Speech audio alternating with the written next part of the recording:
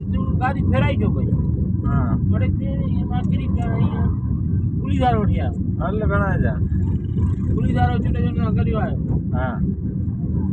અડધે માં 1000 પુલીદારો ચૂંટે ભાગે રૂપિયા હા ફેરાય ને ફેરાઈ ગયો તું ગાડી હાલત એકદમ મારું બેન આજા કોઈ થયો બી ના થયો બી ગાડી છો ફેરાઈ ગાડી લગીને ગાલ ને પગમાં ફેરાયા ગયો